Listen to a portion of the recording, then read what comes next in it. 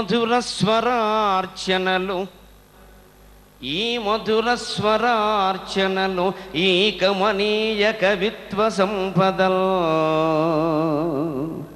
ఈ మధుర స్వరార్చనలు ఈ కమనీయ కవిత్వ సంపదల్ ఈ మురిపాల దేవతలు ఈ పదునారు మగోపచారముల్ ఈ మురిపాల దేవతలు ఈ పదునారు మగోపచారముల్ ఈ మమకార బంధములు ఈ నదులీ సరసుల్ సముద్రముల్ ఈ మధుర స్వరార్చనలు ఈ కమనీయ కవిత్వ సంపదల్ ఈ మురిపాల దేవతలు ఈ పదునారు మగోపచారముల్ ఈ మమకార బంధములు ఈ నదులీ సరసుల్ సముద్రముల్ అమ్మా నీ మహనీయ గర్భమున నీ మహనీయ గర్భమున నే జనించుట కాదే చేకురెన్.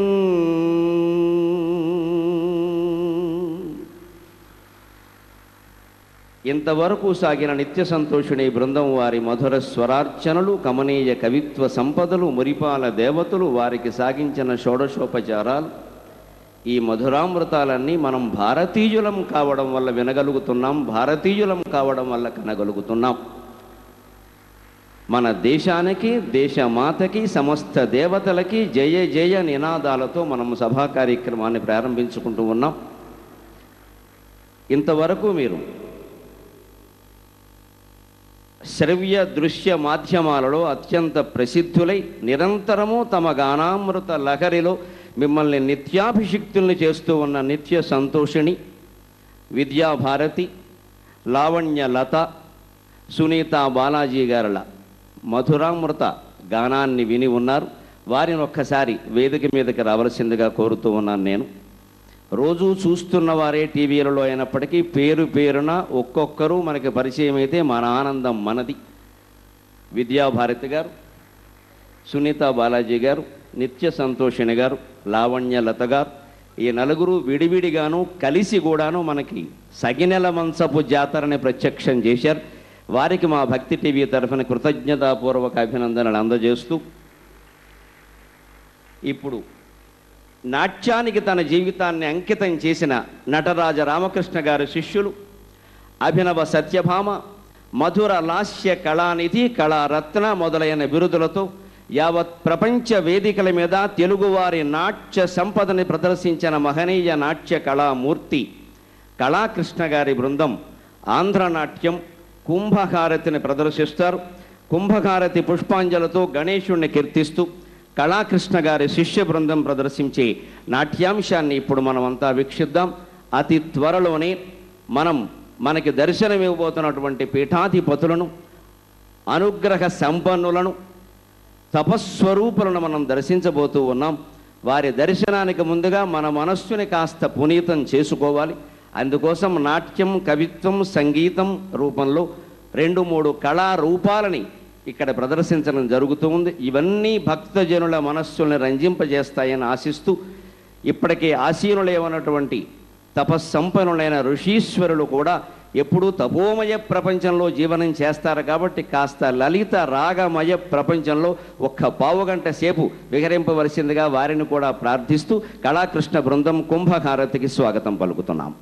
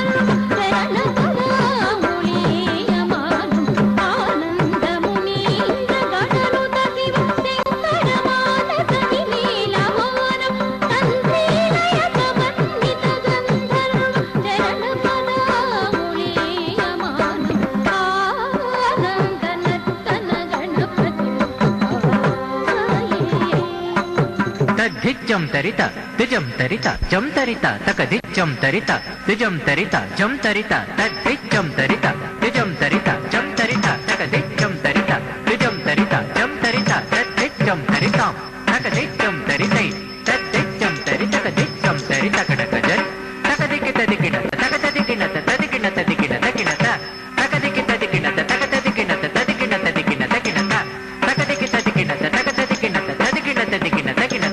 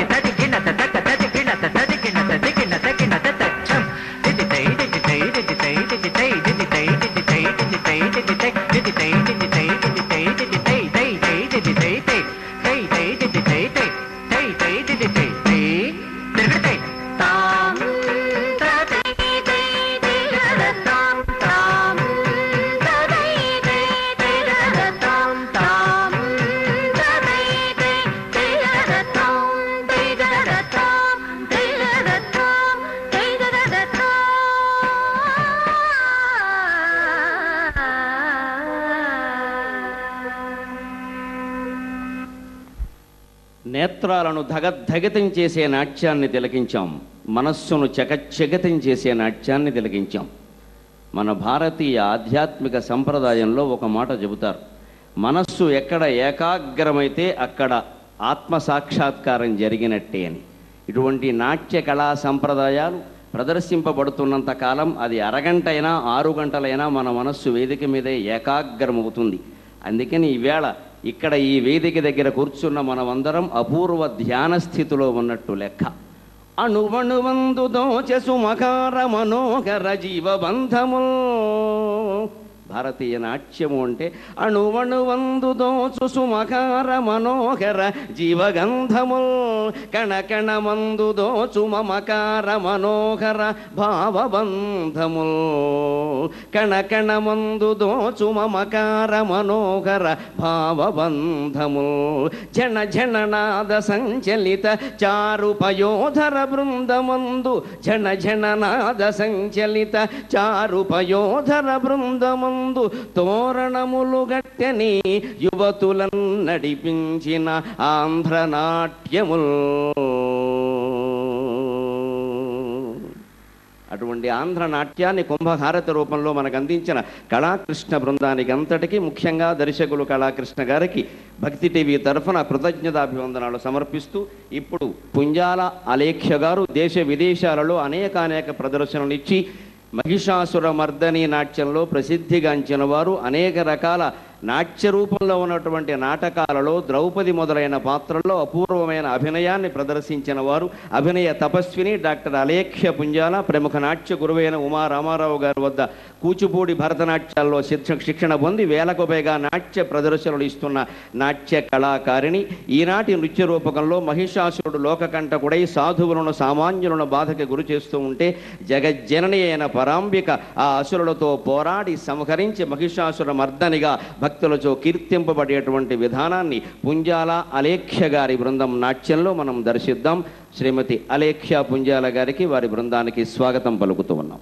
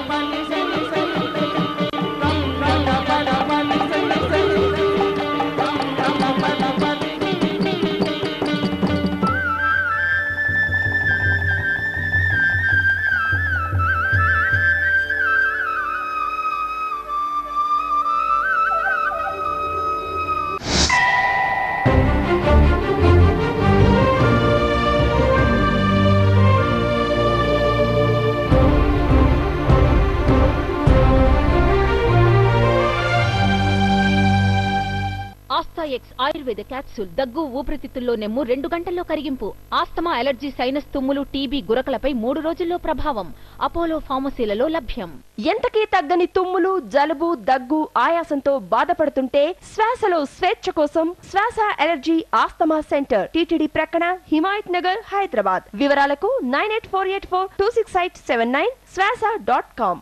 ఆస్థాఎక్స్ ఆయుర్వేద క్యాప్సూల్ దగ్గు ఊపిరితిత్తుల్లో నెమ్ము 2 గంటల్లో కరిగింపు. ఆస్తమా, అలర్జీ, సైనస్, తుమ్ములు, టీబీ, గురకలపై 3 రోజుల్లో ప్రభావం. అపోలో ఫార్మసీలలో లభ్యం.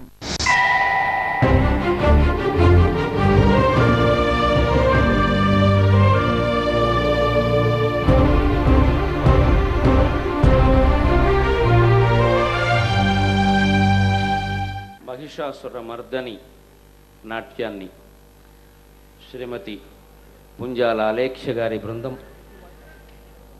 నర్తించి చూపించిన విధానాన్ని తిలకించాం. భారతీయ ఆధ్యాత్మికతలో ఒక ప్రధానమైన కోణాన్ని ఈ నాట్యం మనకి ప్రదర్శించింది. అమ్మవారు ఎన్నో ఆయుధాలతో ప్రయత్నించినా మహిషాసురుడు చావకపోతే చెట్ట చివర త్రిశూలాన్ని ప్రయోగించి అతన్ని సంహరించింది. ఇందులోనే మనం గ్రహించాల్సిన విశిష్టమైన తత్వం మెదడు మొద్దుబారితే మహిషం అంటాం, అచ్చ తెలుగులో ఇంకా చక్కగా అంటాం. ఆ మొద్దుబారిన మెదడు త్రిగుణాలకి సంకేతం. సత్వ రజస్తమో గుణాలు ఒకదాన్ని మించి ఒకటి తీవ్రంగా ప్రవర్తిస్తూ ఉన్నప్పుడు వాటినన్నింటినీ ఒకేసారి ఖండించాల్సి ఉంది. తమోగుణం ప్రధానంగా ప్రబలిపోయి అది రజోగుణాన్ని సత్వగుణాన్ని కూడా అతిక్రమించి తన ప్రాధాన్యాన్ని చూపిస్తూ ఉన్నప్పుడు ఆ మెదడు మీద ప్రయోగించవలసింది త్రిశూలం మాత్రమే. 3 గుణాలని ఒకేసారి అదుపులో పెట్టాలి, సంహరించాలి అన్న దానికి సంకేతంగా త్రిశూలం అనేటువంటి ఆయుధంతో అమ్మవారు మహిషాసురుణ్ణి సంహరించింది. లోకైక ప్రభువు, ఏకైక ప్రభువు, పుంసామోహన రూపాయ పుణ్యశ్లోకాయ మంగళం మన ఖ్యాతిగాంచిన రామచంద్రమూర్తి కూడా విశ్వామిత్రుని వెనకాల మిథిలా నగరం వరకు చేసిన యాత్రలో ఇదే సందేశాన్ని మనకి ఆచరించి అందించారు. విశ్వామిత్రుని వెనకాల ప్రయాణం చేసిన రామలక్ష్మణుడు ఆ ఒకే ఒక యాత్రలో, గురువు వెనకాల నడిచిన యాత్రలో 3 స్త్రీలను కలిశారు. ఒకరు తాటక, 2 అహల్య, 3 సీత. కానీ ఆశ్చర్యకరంగా స్వామి 3 పట్ల 3 రకాలుగా ప్రవర్తించారు. తాటకని సంహరించారు, అహల్యని సంస్కరించారు, సీతని మెడలో దండ వేసి స్వీకరించారు. ఈ 3 స్త్రీలే. త్రిగుణాత్మకమైనటువంటిది ప్రకృతి. ప్రతి మనిషిలోనూ ఈ ప్రకృతి ఉంటుంది. ఈ 3 గుణాలలో తమో గుణానికి ప్రతీక తాటక, కాబట్టి తాటకని సంహరించారు. తమో గుణం అంటే క్రౌర్యం, హింస, బద్ధకం, ఆలస్యం, ఇవన్నీ ప్రతీక తమోగుణం, దానికి ప్రతీక తాటక. అందుకని తాటకని సంహరించారు. అహల్య రజోగుణానికి ప్రతీక, తపస్సు చేసింది. శతానందుడు అనేటువంటి ఋషి కుమారుణ్ణి కంది. ఆయన జనక మహారాజు ఆస్థాన పురోహితుడు. అంతటి తపోమయమైన వ్యక్తిని కన్నావిడికి పొరపాటున మనశ్చాంచల్యం కలిగింది. అది కేవలం రజోగుణ ప్రాబల్యానికి ప్రతీక. స్వామి దాన్ని అర్థం చేసుకున్నారు కాబట్టి అహల్యని పరమ పతివ్రతగా, మహాసాధ్విగా గుర్తించి పాదాభివందనం చేసి, అమ్మా నీలో కౌశల్య కనపడుతోంది, అరుంధతి కనపడుతోంది అన్నాడు మన రామచంద్రమూర్తి. విశాలమైనటువంటి హృదయం కలిగినటువంటి రామచంద్రమూర్తి. రజోగుణాన్ని సంస్కరించుకోవాలి తప్ప సంహరించకూడదు. అలాగే సత్వగుణాన్ని ఇక ఎటువంటి ఆక్షేపణ లేకుండా మెడలో దండ వేసి పందెంలో గెలిచి మరీ స్వీకరించాడు స్వామి. శివధనుర్భంగం సామాన్యమైన విషయం కాదు, శివుడే ఆశ్చర్యపోయిన ఘట్టం. అటువంటి దాంట్లో స్వామి గెలిచి, ఒంటి చేత్తో గెలిచి స్వామి మెడలో దండ వేసి మరీ సీతని స్వీకరించాడు. సత్వగుణ సముపేత. మనం కూడా అలా తమో గుణాన్ని సంహరించుకొని రజోగుణాన్ని సంస్కరించుకొని సత్వగుణాన్ని స్వీకరించాలనే సందేశాన్ని అటు భగవత్ కావ్యమైన రామాయణం, ఇటు మహిషాసురమర్దని నాట్యం మనకి అందించాయి. అటువంటి నాట్యాన్ని మనకు అందించినటువంటి పుంజాల అలేఖ్య బృందం వారికి భక్తి టీవీ తరఫున, రచన టెలివిజన్ ప్రైవేట్ లిమిటెడ్ తరఫున, యాజమాన్యం తరఫున హృదయపూర్వకమైనటువంటి కృతజ్ఞతాభివందనాలు అందజేస్తూ, ఇది భారతీయ సంస్కృతి, ఇది భారతీయ సంస్కృతి, ఇది ఏ కొనసాగునెడల, ఇది ఏ కొనసాగునెడల, ఈ దేశములో నదులెండిపోవుటుండదు. ఇది భారతీయ సంస్కృతి, ఇది ఏ కొనసాగునెడల, ఈ దేశములో నదులెండిపోవుటుండదు. ఉదయింపని ఆర్ద్రభావముండదు మదిలో, ఉదయింపని ఆర్ద్రభావము ఉండదు మదిలో. ఇది భారతీయ సంస్కృతి. నాట్యం ద్వారా, గానం ద్వారా, సంగీతం ద్వారా మనం అటువంటి దివ్య సంస్కృతిని కాపాడుకుందుకు చేసేటువంటి ప్రయత్నమే ఈ మహాసభ నిర్వహణం. మనం ఎప్పుడో ఒకానప్పుడు వారు అనుగ్రహిస్తే దృశ్యశ్రవణ మాధ్యమాలలో తప్ప చూడలేని, వినలేని తపోమయ స్వరూపులందరినీ ఈవేళ ఒక్క వేదికపై స్వాములెల్ల ఋషితీర్థముగా కనిపించు దృశ్యము ఈ ఒకటియు చూచితే. ఈవేళ ఈ వేదిక ఈ శిల్పారామంలో శిల్పకళా వేదిక ఒక గంగా నదీ తీరమవుతోంది, ఒక సరయూ నదీ తీరమవుతోంది, ఒక యమునా నదీ తీరమవుతోంది, ఒక కృష్ణా గోదావరి సంగమం అవుతోంది. అపూర్వమైనటువంటి సంగమం ఇది. అన్ని రకాల మార్గాలకు చెందినటువంటి పీఠాధిపతులు. హిందూ ధర్మం అంటే బహుళ మార్గ సమ్మేళనం. ఒకే ఒక భగవంతుణ్ణి ఏకం సత్ విప్ర బహుధా వదంతి అని, మార్గాలు ఏవైనా లక్ష్యం ఒక్కటే అని విశాలమైన హృదయంతో అన్ని రకాల ఆచారాలని, అన్ని రకాల సంప్రదాయాలని, ఏకదండి, ద్విదండి, త్రిదండి మొదలైన అన్ని రకాల సంప్రదాయాలని గౌరవిస్తూ మనం శివుడో మాధవుడో గణాధిపతియో శ్రీమత్పరాశక్తియో, అమ్మా శివుడో మాధవుడో గణాధిపతియో శ్రీమత్పరాశక్తియో, ఎవరో ఎందరో దేవతల్ గెలరు, ఎవరో ఎందరో దేవతల్ గెలరు, వారి సృష్టి మూలం వనన్ వివరించన్ భవదీయ గర్భము. ఇండియాలో పుట్టడానికి ఇతర దేశాల్లో పుట్టడానికి ప్రధానమైన తేడా ఇదే. ఇక్కడ పుట్టినవాడు భగవంతుణ్ణి తన ఇష్టం ప్రకారం తన ఇష్టం వచ్చిన పద్ధతిలో ఆరాధన చేసుకోవచ్చు. ఇతర దేశాల్లో మరి ఎక్కడైనా అయితే వారు చెప్పినట్టే మనం వినాలి, లేకపోతే ఎన్ని గొడవలు అయిపోతాయో అందరికీ తెలుసున్నది. కొన్ని వేల మార్గాలలో, కొన్ని వేల సంప్రదాయాలలో, కొన్ని వేల రూపాలలో, అనంత రూపాలు ధరించినటువంటి శ్రీ మహావిష్ణువుని ఆరాధించేటువంటి ధర్మం ఏదైనా ప్రపంచం మొత్తం మీద ఉంటే హిందూ ధర్మం ఒక్కటి. అటువంటి ధర్మానికి ప్రతీకలైనటువంటి మహానుభావులని ఇప్పుడు వేదిక మీదకి మనం ఆహ్వానిస్తూ ఉన్నాం. ఒక్కొక్కరు ఒక్కొక్క పీఠం, ఒక్కొక్కరు ఒక్కొక్క లోకం. ఒకరు బ్రహ్మలోకం, ఒకరు వైకుంఠం, ఒకరు కైలాసం, ఒకరు సరస్వతీదేవి వాయించేటువంటి కక్షపి వీణ, ఇంకొకరు నారదుని వీణ మహతి, ఇంకొకరు తుంబురుని వీణ కళావతి. ఎవరిని తక్కువ అంటాం, ఎవరిని ఎక్కువ అంటాం? ఇవాళ నిజంగా ఇక్కడికి వచ్చినటువంటి ప్రజానీకమంతా అనేక జన్మలలో చేసినటువంటి సుకృత పరిపాకం ఫలితంగా ఈవేళ వేదిక మీద మహానుభావుల్ని మనం దర్శించబోతూ ఉన్నాం.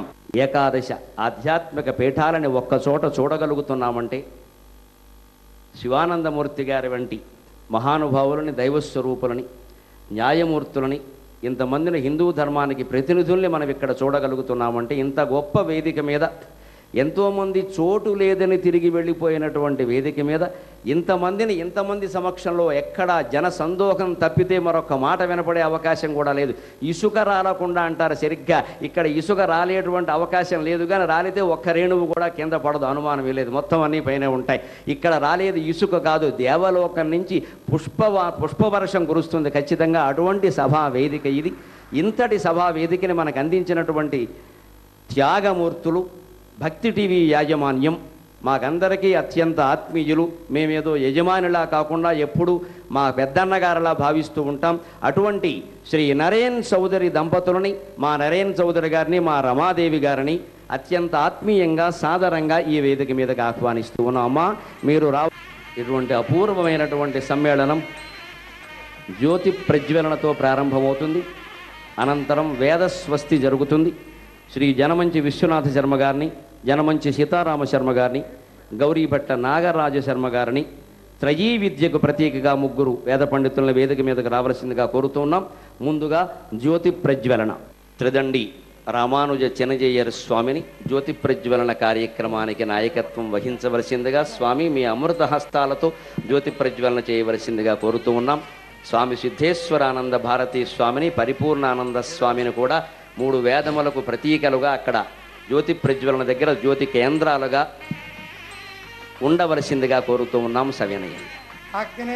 అగ్నిస్సమిధ్యతే కవిర్గృహపతిర్యువా అవ్యవాడ్దుక్వాస్య ముద్రేభ్యస్వజాతవేదో భద్రాన్నిరురథం మమ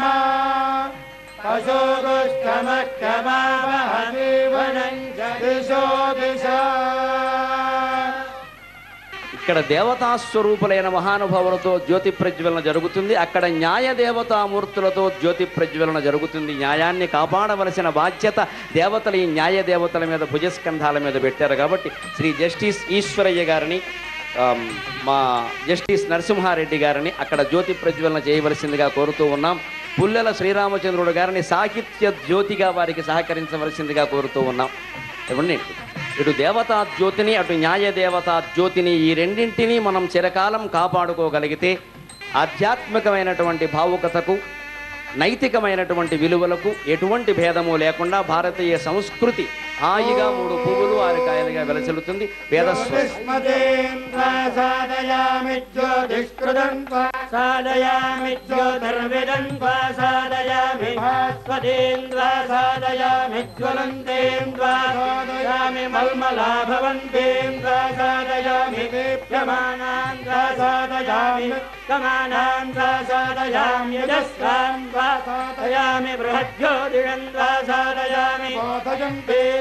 సాధయామి జాగ్రదేన్ సాధయామి బ్రహ్మాత్మన్వద సృజత దండక మండలంబులను ధారుణినంతయునేలినారు దండక మండలంబులనే ధారుణినంతయునేలినారు కోదండధరాధినాథులు పదముల వ్రాలగా సూచి చూడనట్లుండిరి దండక మండలంబులనే ధారుణినంతయునేలువారు కోదండధరాధినాథులు పదమ్ముల వ్రాలగా చూచి చూడనట్లుండిరి విరికంటెను మహోన్నతులు ఈ జగమందు కల్గిరే విరికంటెను మహోన్నతులు ఈ జగమందు కల్గిరే కొండలు తవ్వుటెందులకు గుప్పెడు గుండెను పట్టుకొమ్మికన్ కొండలు తవ్వుటెందులకు గుప్పెడు గుండెను పట్టుకొమ్మికన్ ఆ గుప్పెడు గుండెలోకి శ్రీ మహావిష్ణువుని ఆహ్వానించగలిగినటువంటి పుణ్యమూర్తులను తీర్థప్రవాహ సముపేతులైన వ్యక్తులను మనం ఆహ్వానించుకుంటూ ఉన్నాం. వారి అనుగ్రహ భాషణం కోసం మీరంతా ఎదురు చూస్తూ ఉన్నారు. ముందుగా పుష్పగిరి పీఠాధీశ్వరులు శ్రీ విద్యా నృసింహ భారతీ స్వామిని వారి అనుగ్రహ భాషణం అతి సంక్షిప్తంగా కేవలం వారి దర్శనం మాత్రమే సభని పునీతం చేయగలదు. మాట్లాడవలసిన అవసరం లేదు నిజానికి. కానీ వారి మాటలు కూడా మనకు అనుగ్రహిస్తున్నారంటే వారి విలువైన సమయాలలో 2 నిమిషాలు మనకు కేటాయిస్తున్నారు. అంత మాత్రం అనుగ్రహించినందుకు వారికి ముందుగానే కృతజ్ఞతలు తెలుపుతూ పుష్పగిరి పీఠాధీశ్వరుని క్లుప్తంగా తమ సందేశాన్ని అనుగ్రహాన్ని ఆశీర్వచనాన్ని అందించవలసిందిగా కోరుతున్నాను. ఈనాడు ఇక్కడ అద్భుతమైనటువంటి సమావేశం ఏర్పాటు చేయడం ఎంతో శుభస్కరం, శుభదాయకం. దీనివల్ల మన ఆంధ్ర రాష్ట్రం ఎంతగానో ఆనందిస్తుంది, హర్షిస్తుంది. మనం ఇంతసేపు హిందువులని, హిందూ ధర్మమని మనల్ని మనం చెప్పుకుంటూ ఉన్నాం. కానీ మన దేశం ఏం దేశం? హిందూ దేశమా? ఈ విషయాన్ని పరితర్కించుకుంటే మన శాస్త్రం, మన సంప్రదాయం, మన యొక్క ప్రాచీనమైనటువంటి పురాణాలు ఏం చెప్పాయంటే, మీరు హిందువులు గారు, హిందువులని మీరు అనుకోవటం అది మీ పొరపాటు, మీరు భారతీయులు. ఇది భారతదేశం. ఈ భారతదేశంలో ఉన్న సంస్కృతి భారతీయ సంస్కృతి. ఈ హిందూ అనేటువంటి పేరు ఎక్కడి నుంచి వచ్చింది, ఎలా వచ్చింది అంటే, తురుష్కులు మన దేశాన్ని పరిపాలించే సమయంలో వాళ్ళు మనకిచ్చినటువంటి బిరుదు హిందూ అని. ఓల్డ్ పర్షియన్ డిక్షనరీ దానిలో హిందూ అనేటువంటి శబ్దాన్ని వివరణిస్తూ, హింద్ అంటే బేవకూఫ్, చోర్. ఇది మన యొక్క ఘనత. మనకు వాళ్ళు పెట్టినటువంటి ముద్దు పేరు హింద్ అనే పేరు. చాలా ముద్దుగా పెట్టారు వారు, మనం ఆనందంగా స్వీకరించాం. దాన్నే మనం నిరంతరం మనల్ని మనం చెప్పుకుంటూ ఉన్నాం. ఎక్కడ అప్లికేషన్ పెట్టాల్సి వచ్చినా వాట్ ఈజ్ యువర్ రిలియన్ అని అడిగితే అంటే హిందూ, నేను ఇండియన్ను, హిందువును అని చెప్పుకుంటున్నాం. కానీ మనం హిందువులం కాదు, మనం భారతీయులం.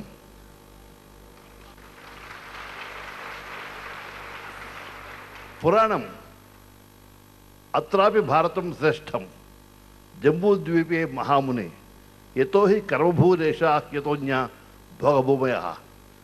భారతం అత్యంత శ్రేష్టమైందని, ఇతరమైనటువంటి ప్రదేశాల్లో అవన్నీ భోగభూములని, ఇది కర్మభూమి. కర్మల ఆచరించి కర్మల ద్వారా తన్ను తాను సంస్కరించుకోవచ్చు, ఉన్నతమైనటువంటి స్థితిని, ఉన్నతమైనటువంటి లోకాలని చేరుకోవచ్చు. దానికి అనుకూలంగా మనకు అనేక విధాలుగా దారులు చూపించింది మన యొక్క సంప్రదాయం. ఉత్తరం యత్ సముద్రస్య హిమాద్రేస్తే దక్షిణం వర్షం తద్భారతం నామ భారతీ యత్ర సంతతి. ఉత్తరాన హిమాలయాలు, దక్షిణాన సముద్రం, ఈ రెంటికి మధ్య ఉన్నటువంటి దేశం భారతదేశం. ఇక్కడ ఉన్నటువంటి సంతతి అంటే ప్రజలు, జనులు, వీళ్ళు భారతీయులు. అందువల్ల మనం భారతీయులమే కానీ మనం హిందువులం కాదు. అటువంటి భావన, దృష్టి మనలో రావాలి. మనం భారతీయులం అనేటువంటి ప్రజ్ఞ మనలో కలగాలి. భారతీయ సంస్కృతి సంప్రదాయాల్ని మనం మరచిపోకుండా నిరంతరం పాటిస్తూ రావాలి. ఆ విధంగా పాటిస్తూ వస్తే మన జీవితం ధన్యం. భారతీయ సంస్కృతి అంటే పవిత్రమైనటువంటి వైదికమైనటువంటి కర్మ, భక్తి, ఆ తర్వాత జ్ఞానం. మన యొక్క సంస్కృతి ఇదే. ఈ సంస్కృతిలో మనం పయనిస్తూ వచ్చామంటే మనం చివరికి చేరబోయేది అఖండమైనటువంటి ఆ పరమాత్మ యొక్క సన్నిధి. ఆ సన్నిధిలో చేరితే నస పునరావర్తతే. భారతదేశంలో పుట్టినవాడు భారతీయుడై అలాంటి కర్మ, భక్తి, జ్ఞానములు కలవాడై వాడు మెల్లిగా ఆ పరమపదాన్ని చేరుకోవాలి. దానికి దారిని చూపించేటువంటి సంప్రదాయమే మన సంప్రదాయం. ఆ సంప్రదాయంలో ఉన్నందుకు మనం ఆనందపడాలి, హర్షించాలి.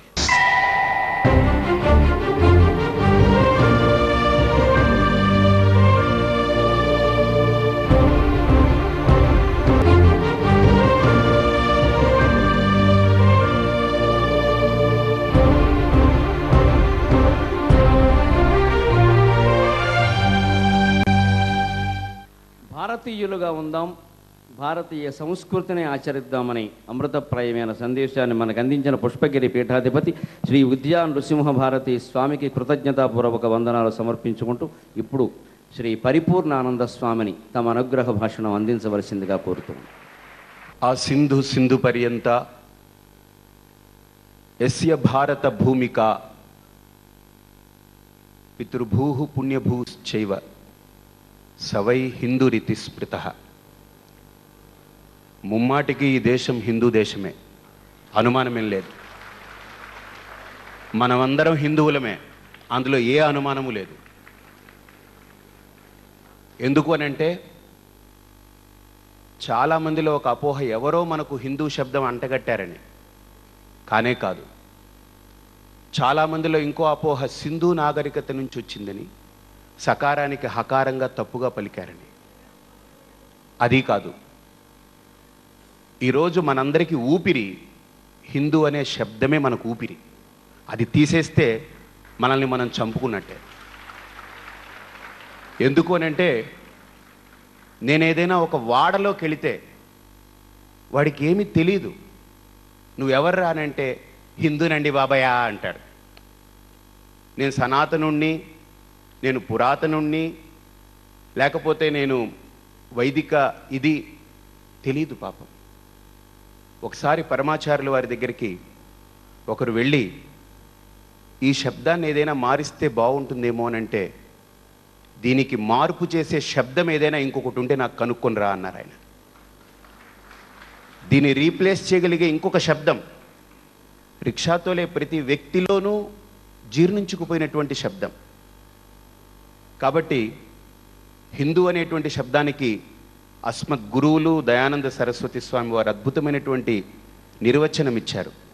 హిమ్ అంటే పాపం, హిమ్ అంటే అపశబ్దం, దు అంటే దూషయతి ఖండయతి ఇది హిందూ. అంటే పాపాన్ని అంగీకరించని వాడు, అపశబ్దాన్ని ఖండించేవాడు హిందూ. కాబట్టి దయానంద స్వామి వారి దగ్గరికి ఇంటర్వ్యూలో ఒక ఆయన అన్నారు, అది తప్పుగా ఎవరో సింధుని హిందూ అన్నారేమో అని అంటే ఆయన నవ్వుకొని ఒక మాట అన్నారు, అంటే ఎవడో తప్పుగా ప్రొనౌన్స్ చేస్తే ఇంత చరిత్ర కలిగిన మనం ఒకడు తప్పుగా ప్రొనౌన్స్ చేసింది మనం పేరుగా పెట్టుకుంటే అంతకంటే దౌర్భాగ్యమేం లేదు.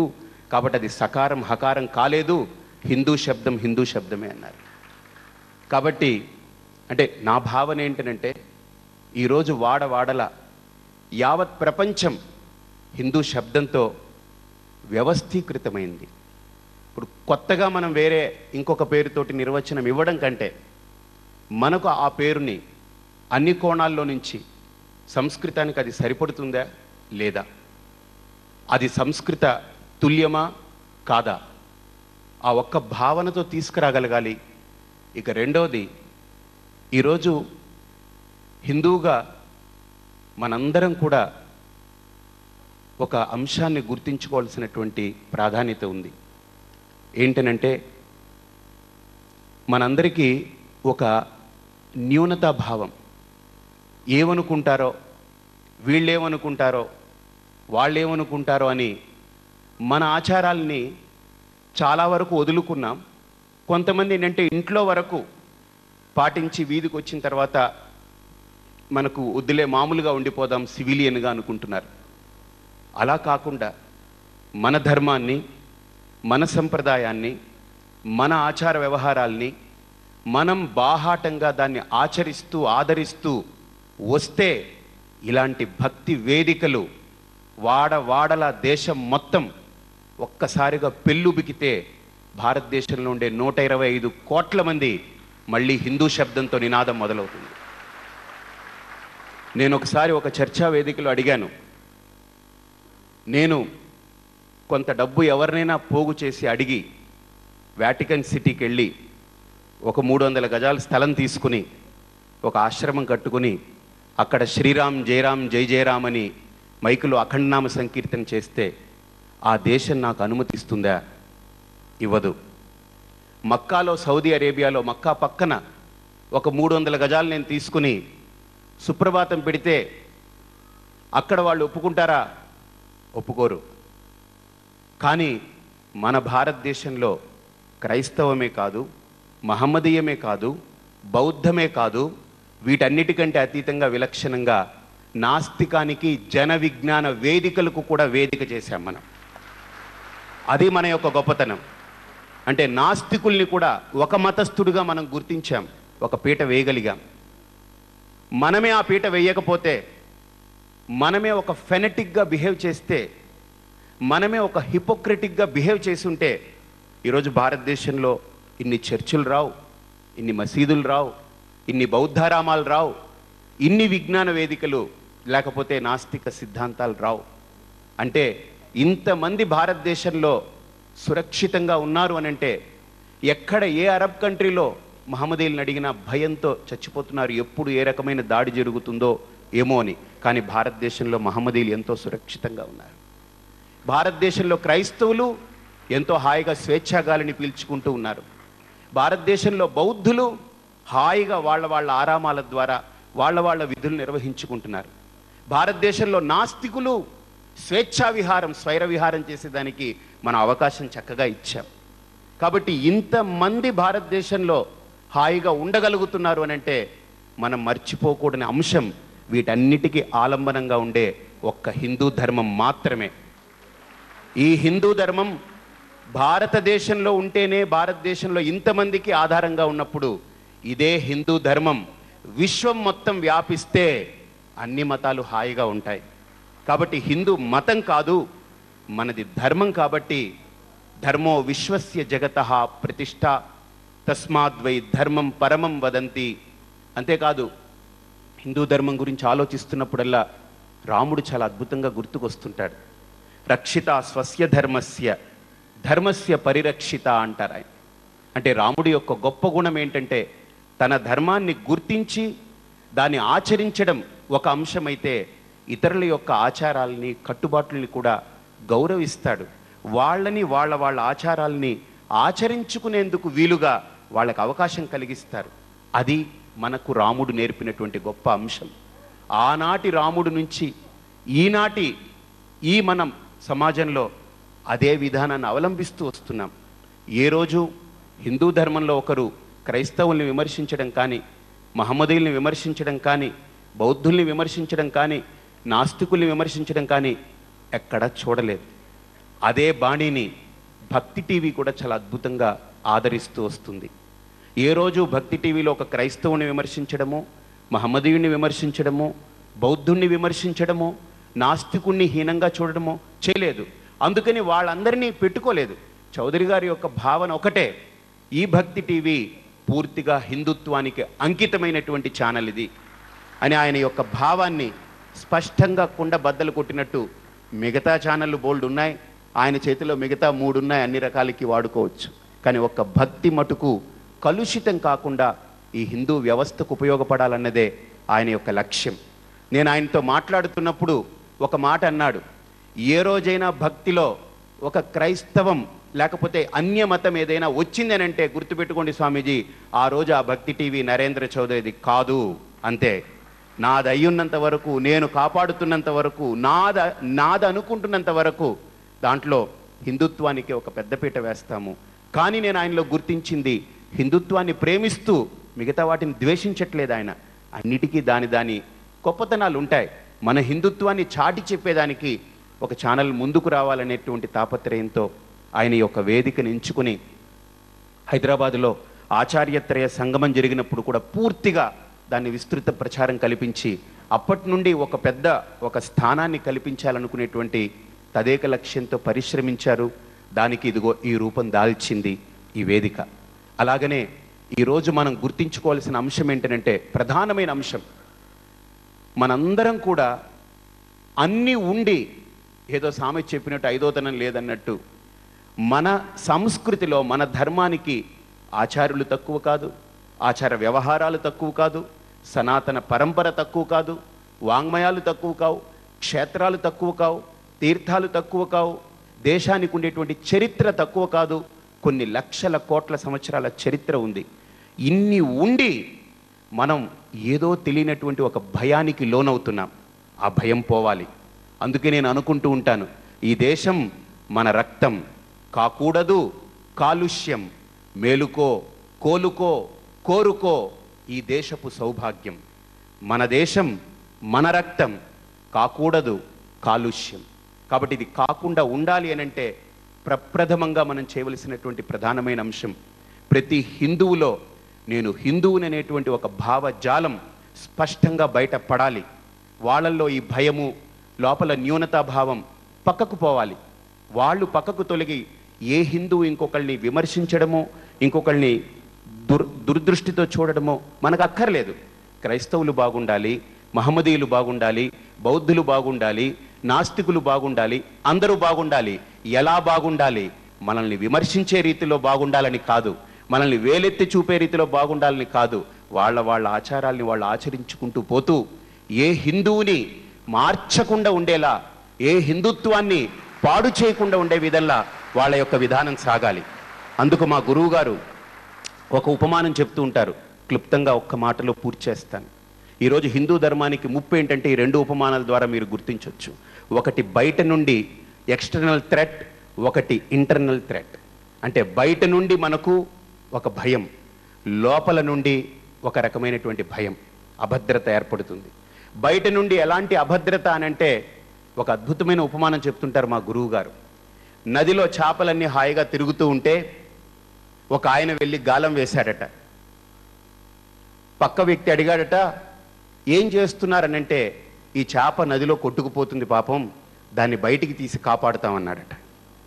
అలాగనే ఈరోజు మత మార్పిడి అనేది హిందువులందరినీ కాపాడాలనే భావన. చేప హాయిగా తిరిగే నదిలో తిరిగే చేపని బయటికి తీస్తే కాపాడుతాడా, లేకపోతే వేయించుకుని తింటాడో? అలాగని ఈరోజు హిందువుల్ని మార్చాలనుకునేటువంటి భావన కూడా అది ఎక్స్టర్నల్ థ్రెట్. ఇంటర్నల్గా మనలో మనకు కలిగేటువంటి థ్రెట్ ఏంటంటే, ఒకసారి అడవిలో చెట్లన్నీ కూర్చున్నాయట ఒక సమావేశానికి.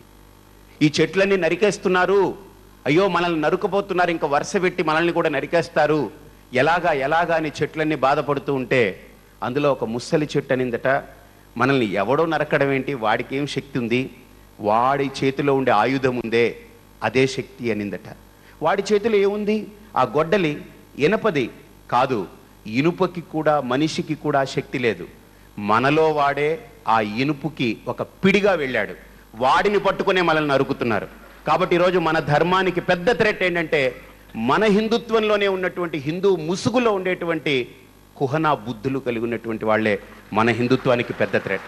కాబట్టి ముందు అనుకూల శత్రువులు, ప్రతికూల మిత్రులు, ఈ రెండింటినీ కూడా మనం చాలా జాగ్రత్తగా సమయస్ఫూర్తిగా వాటిని బాగా గుర్తించవలసిన అవసరం ఉంది.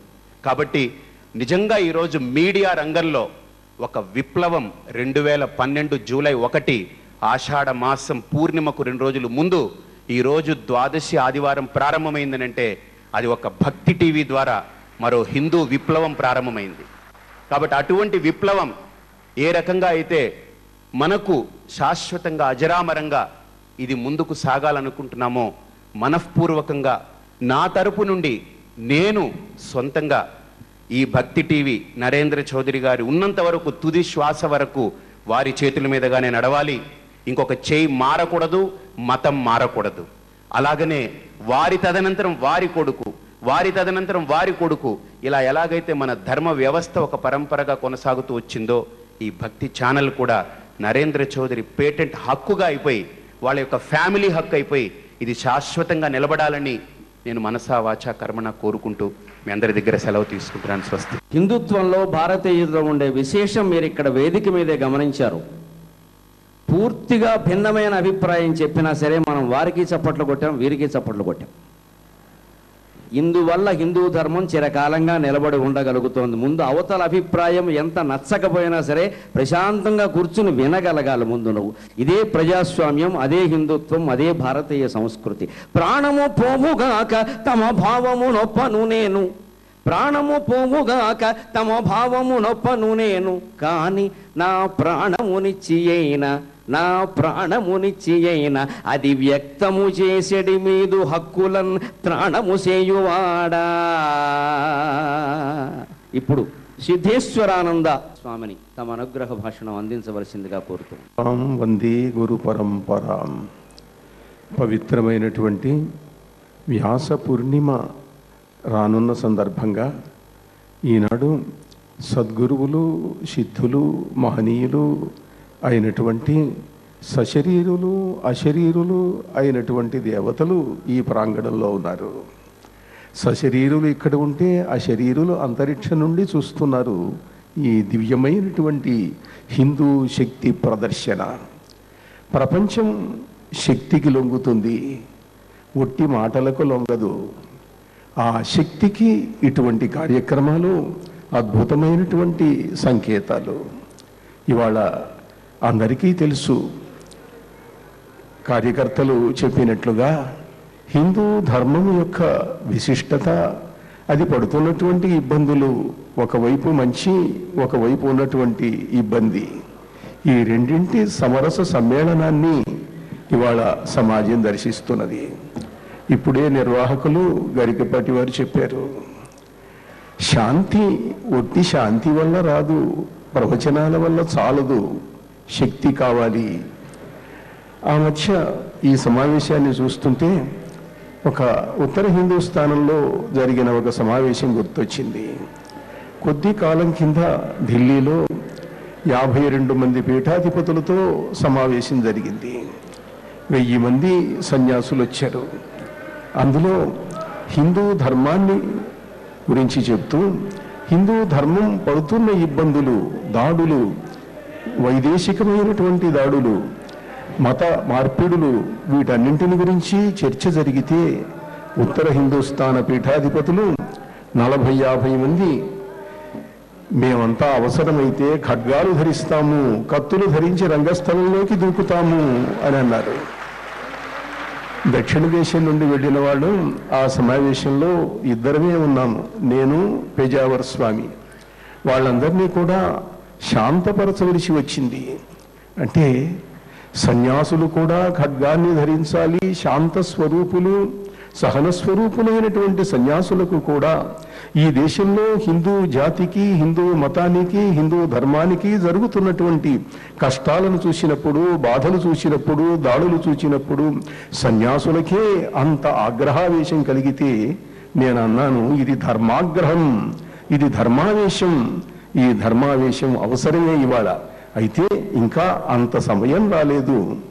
ఇవాళ దేశాన్ని రక్షించటానికి, జాతిని రక్షించటానికి, హిందూ సమాజాన్ని రక్షించటానికి భౌతికమైనటువంటి శక్తులతో పాటుగా భౌతికంగా ఎందరో ఉద్యమాలు చేస్తున్నారు, అనేక కార్యక్రమాలు నిర్వహిస్తున్నారు. దాంతోపాటుగా ఇటువంటి శక్తి ప్రదర్శనాత్మకమైనటువంటి కార్యక్రమాలను ఈ భక్తి ఛానల్ వంటి వాళ్ళు నిర్వహించి ఇవాళ హిందూ ధర్మానికి మంచి రోజులు వస్తున్నాయి. ఈ హిందూ ధర్మం ప్రపంచం మొత్తానికి ఆదర్శప్రాయంగా వెనకటి కాలంలో వలనే, పూర్వకాలంలో వలనే ప్రకాశిస్తుంది అని ధర్మాచార్యులు మీ ముందు నిలబడి తమ అనంతమైన శక్తివంతమైనటువంటి వాక్కును అందిస్తున్నారు.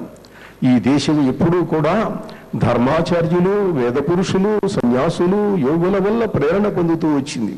ఈ అరణ్యాలలోనూ తపస్సు చేసుకుంటూ ఉన్నటువంటి మహనీయులు అవసరమైతే సమాజంలోకి వస్తున్నారు.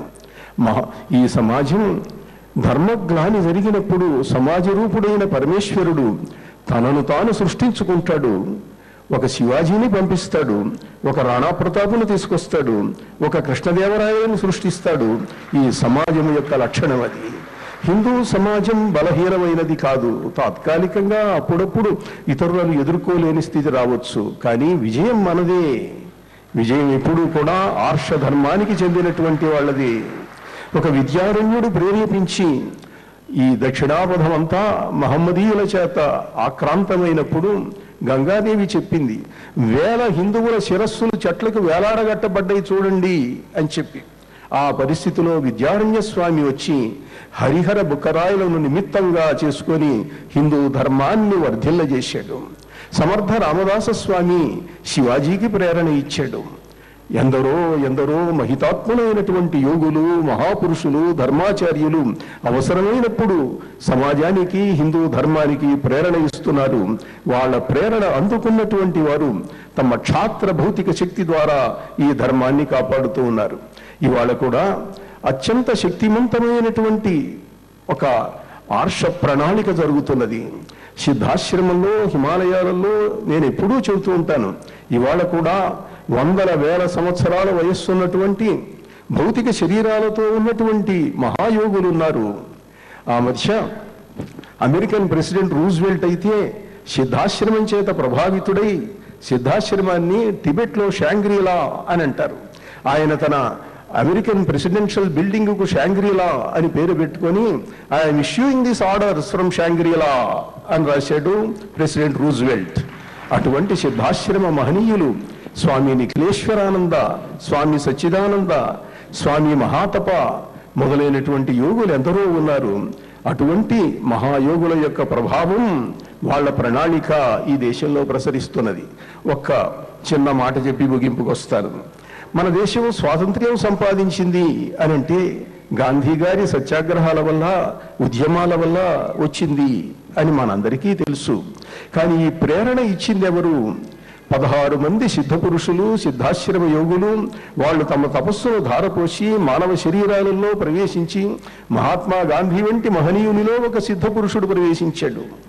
అలానే రమణ మహర్షి గణపతి ముని మొదలైన మహాముఖులు వీళ్ళందరూ కూడా సిద్ధ సంప్రదాయానికి చెందినటువంటి వాళ్ళు. వాళ్ళ ప్రేరణ, వాళ్ళ శక్తి అంతరిక్షం నుండి, దివ్య భూమికల నుండి ప్రసరిస్తుంటే మానవులు ఆ శక్తిని అందుకొని దాన్ని భౌతికమైనటువంటి రూపం తీసుకొచ్చారు. అదేవిధంగా ఈనాడు కూడా ఒకసారి చూడండి, 60 సంవత్సరాలకు ఒకసారి, సుమారు 120 సంవత్సరాల కింద ప్రథమ స్వాతంత్ర్య సంగ్రామం వచ్చింది. మళ్ళీ 60 ఏళ్ల క్రింద స్వాతంత్ర్య సంగ్రామం వచ్చింది. మళ్ళీ ఇప్పుడు దాదాపుగా 60 సంవత్సరాలు నడిచింది. హిందూ జాతి మహత్తరమైనటువంటి ఉద్యమాన్ని సాధించి పూనిక వహించి సమస్త ప్రపంచానికి హిందూ దివ్య పరాక్రమ జ్ఞాన జ్యోతి విశేషాలు అందించేటువంటి సమయం వచ్చింది. దానికే ఇటువంటి కార్యక్రమాలు రూపొందించబడుతూ ఉన్నాయి. అందుకే చచ్చిన జాతి కాదు మరి చావదు 1000 యుగాలకైనా. ఇందాక గరికపాటి వారు అన్నారు, స్వామివారు పద్యం చదివితే నేను పద్యాలు ఎక్కువ చదవటం మానుకున్నాను ఈ మధ్య రాగయుక్తంగా. చచ్చిన జాతి కాదు మరి చావదు 1000 యుగాలకైనా, వెన్నిచ్చిన జాతి కాదు పరువెత్తి విరోధిని విల్చి కౌగిటం గృచ్చిన జాతిరా ఇది. మరుత్తరు శాఖలతోడ హాయిగా చనగాయలాడుకొనెరా మన కీర్తిల తామ తల్లికల్. ఇది చచ్చిన జాతి కాదు, చావదు, శాశ్వతమైనది, సనాతనమైనది, చిరంతనమైనది, నిత్యమైనది, సత్యమైనది. అనంతమైన పరమేశ్వర శక్తిని ఎప్పటికప్పుడు ఆవాహన చేసేటువంటి మహాజాతి ఇది. అందులో ఈనాడు ఈ ఆంధ్రజాతి యొక్క పరాక్రమం, వాగ్వైభవం ఇవన్నీ కూడా ఇక్కడ ప్రస్ఫుటితమవుతున్నాయి. ఇదిగో రాయపురోలు వారి మాటతో ముగిస్తున్నాను. ఏ దేశమేగినా ఎందు కాలిడినా, ఏ పీఠమెక్కినా, ఎవ్వరేమనినా, ఎవ్వరెదురైనా పొగడరాని తల్లి భూమి భారతిని, నిలుపరా నీ జాతి నిండు గౌరవము. సూర్యుని వెలుతురు సోకినందాక, ఓడల జెండాలు ఆడునందాక, అందాక గల ఈ అనంత భూస్థలిని మన భూమి వంటి చల్లని తల్లి లేదు. నిలుపరా నీ జాతి నిండు గౌరవము అంటూ ఒకటే పరమ పవిత్రుడు, పూర్వజన్మలో పుణ్యం చేసుకున్నవాడు, వాడు హిందువుగా పుడతాడు. మీరంతా పుణ్యాత్ములు, హిందూ ధర్మ రక్షకులు. నారాయణ నారాయణ.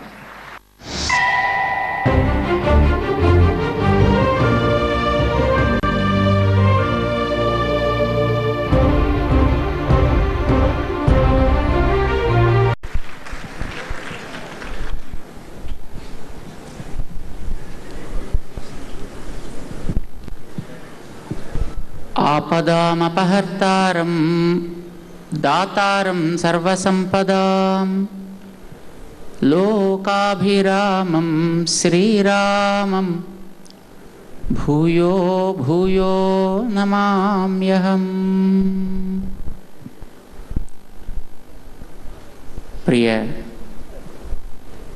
భగవద్బంధువులారా, ఈరోజు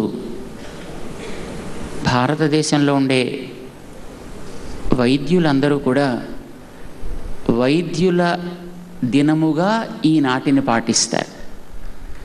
national doctors day. Shriman Narendra Chaudhary గారు ఈరోజు సమాజంలో ఉండేటటువంటి రోగాలను కూడా తొలగించడానికి వీలయ్యేటట్లుగా ఏదైనా ఒక వైద్యాన్ని మనం అందించగలమా అనే ఒక కృషిని వారు ఆరంభం చేసి ధర్మానికి అగ్రాసనాన్ని వేసి తద్వారా సామాజికమైనటువంటి ఆరోగ్యాన్ని సాధించే ఒక కృషిని ఆరంభించాలి అని అనుకోవడం ఈ సమాజానికి శుభోదర్కము అని మేము భావిస్తున్నాం. ఎవరైనా ఉన్నతిని కోరుకుంటారు. ప్రతి వాళ్ళు ఇంతకంటే నేను పైవాణ్ణి కావాలి, ఇంతకంటే నేను గొప్పవాణ్ణి కావాలి అనే కోరుకుంటారు. అన్ని రంగాల్లో వాళ్ళు అలా గొప్పవాళ్ళు కావాలి అని కోరుకుంటారు. గొప్పతనం దేనివల్ల వస్తుంది అనేదాన్ని భోజుడనే మహానుభావుడు చెప్పాడు. ధర్మాన్ని ఆచరిస్తే ఉత్తమ గతి వస్తుందయా అంటే ఉన్నత గతి వస్తుంది అని చెప్పాడు ఆయన. ఉచ్చైర్గతిర్ జగతి సిద్ధ్యతి ధర్మతః. దాన్ని అందించేటటువంటి మహానుభావులు మనని గురించినటువంటి ఒక స్పష్టమైన అవగాహన కలిగిన వారు మాత్రమే అందించగలుగుతారు. రోగిని గురించి తెలియని వ్యక్తి డాక్టర్ కాలేడు. రోగాన్ని గురించి తెలియని వ్యక్తి సరి అయినటువంటి మందు ఇవ్వలేడు. సమాజాన్ని గురించి, సామాజికుల గురించి, సమాజంలో ఏర్పడే రుగ్మతలని గురించి, ఆ రుగ్మతల యొక్క కారణాల గురించి స్పష్టత లేనటువంటి వ్యక్తులు సమాజానికి మార్గదర్శనాన్ని చేయలేరు. సమాజాన్ని గురించినటువంటి స్పష్టమైన అవగాహన కలిగినటువంటిది వేదమని భోజుడనే మహానుభావుడు చెప్పాడు. ఈ కులమని కానీ, ఆ కులము అని కానీ, ఈ మతమని కానీ, ఆ మతమని కానీ తారతమ్యాన్ని చూపించకుండా ప్రాణికోటి సుఖపడాలి అనే కోరికతోటి మంచి ఆచరణ ఇది అని నిరూపించింది వేదం సమాజానికి. సమాజానికి ఏర్పడ్డటువంటి రుగ్మతలని, వ్యక్తిలో రుగ్మతల్ని డాక్టర్ తొలగించినట్లుగా సామాజిక రుగ్మతలను తొలగించగలిగింది ఈవేళ ఏదైనా ఒక పవర్ఫుల్ మాధ్యమం ఉంది అని అంటే అది that's without second thought that's electronic media. తన బాధ్యతని అది నెరవేర్చడానికి ఈవేళ ఒక ఉద్యమాన్ని ఆరంభం చేయడం మాకు సంతోషంగా ఉంది. ఇలాంటి రోజున దీనివల్ల ఇది క్రమంగా ఇంతింతై అన్నట్లుగా పెరిగి ఇది ఒక జాతీయ ఉద్యమం క్రింద పరిణమించి ఈ దేశానికి సహజమైనటువంటి సనాతనమైనటువంటి మన భారతీయమైనటువంటి ఈ ధర్మాన్ని ఇది జాగృతం చేసి ప్రజలలో వారందరినీ ఏకసూత్రం మీదకి తీసుకొచ్చేదిగా పరిణమించాలి అని మేము భగవంతుడిని ప్రార్థన చేస్తున్నాం. ఈ రోజు